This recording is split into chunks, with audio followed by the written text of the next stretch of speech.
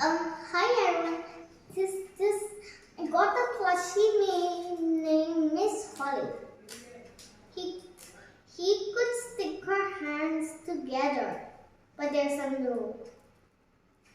I can't even. I took it the name. So this story is about a monkey and two birds.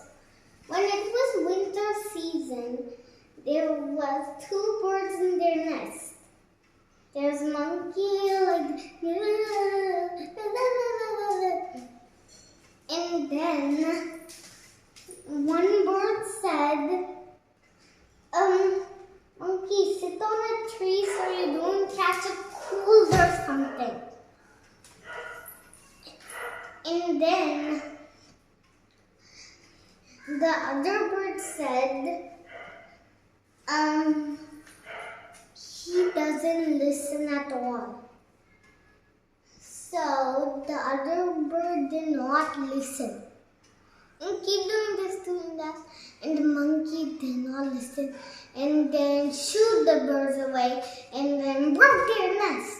That's the end. What is the moral of this story? The moral of the story is don't waste your time with crazy people. Very good. Thank you. Thank you.